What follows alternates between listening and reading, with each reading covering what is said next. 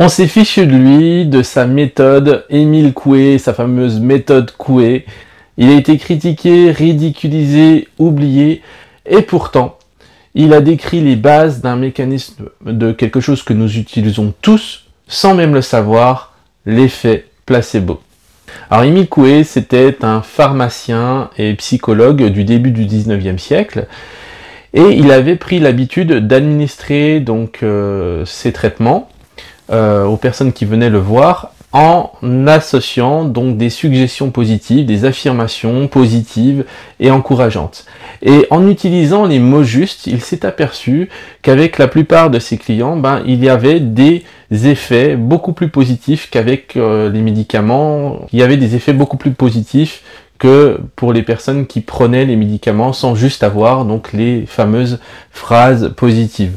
Ça c'est quelque chose qui va donner lieu plus tard à ce qu'on va appeler l'effet placebo. Et l'effet placebo, qu'est-ce que c'est? C'est juste la puissance de l'esprit sur le corps.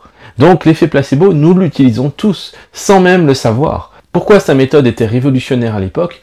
Parce qu'il a mis en évidence 4 grands principes. Tout d'abord, il a mis en évidence la puissance des croyances. Toute idée que nous avons dans l'esprit tend à devenir vraie dans l'ordre du possible. Et donc, ça veut dire quoi? Ça veut dire que si j'ai la croyance que je ne vais pas guérir, eh bien, je ne pourrai jamais guérir. Je serai toujours malade. Si au contraire, j'ai l'intime conviction, si j'ai la croyance que je vais guérir, eh bien, je mets toutes mes chances de mon côté dans la mesure du possible. Deuxième principe qu'il a mis en évidence par l'observation, d'une part une partie consciente du psychisme humain et d'une autre part l'inconscient.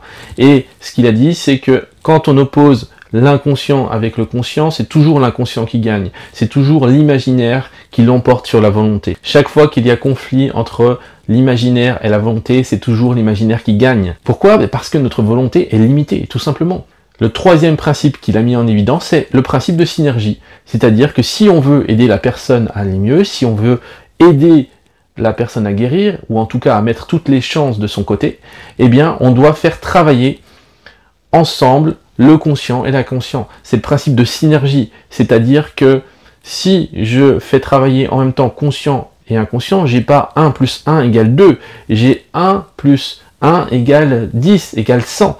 Donc on a tout intérêt à faire travailler ensemble conscient et inconscient. Et puis le quatrième principe qu'il a mis en évidence, l'imaginaire peut être conduit par l'autosuggestion consciente. C'est la fameuse phrase d'Émile Coué, tous les jours et à tout point de vue, je vais de mieux en mieux.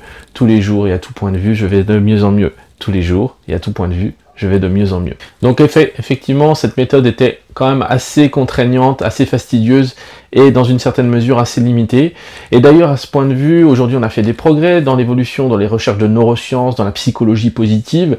Et aujourd'hui, on sait utiliser, on peut pousser sa méthode encore plus loin pour qu'elle soit encore plus efficace. D'ailleurs, je vous mets un petit lien au-dessus de la vidéo, comment utiliser efficacement la pensée positive, qui va permettre de potentialiser en fait le truc génial qu'il avait intuitivement découvert.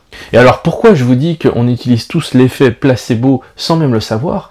L'effet placebo, je vous rappelle, c'est la puissance tout simplement de l'esprit sur le corps. C'est-à-dire la puissance d'une croyance qu'on va avoir dans la tête qui va changer notre mode de perception et qui du coup va avoir une véritable influence sur la matière.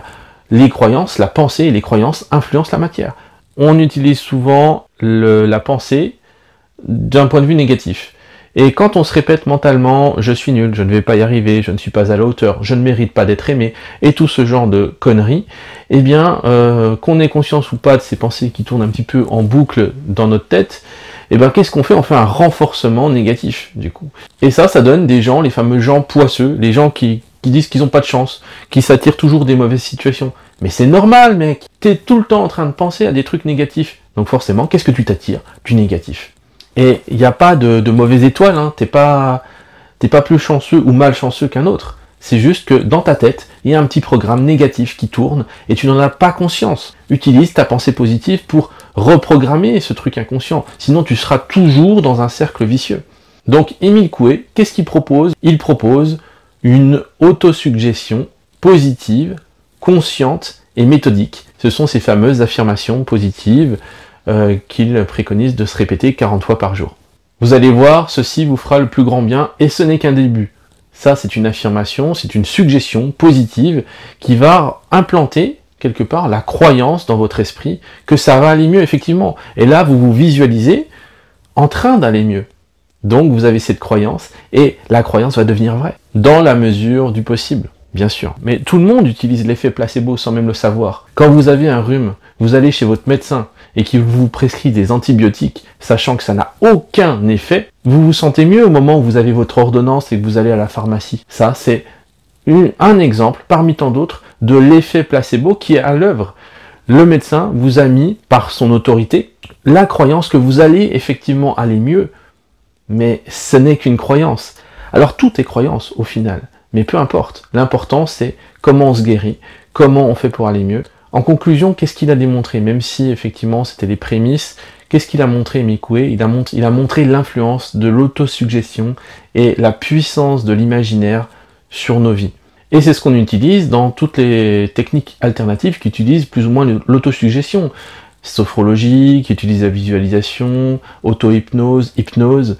Tout ça, c'est basé sur ça en fait. Et c'est pour ça que ça marche. Ça serait dommage de s'en priver. Et votre pouvoir, il est là. Vous avez le pouvoir de transformer vos pensées. Et à partir du moment où vous transformez vos pensées, vous transformez votre vie.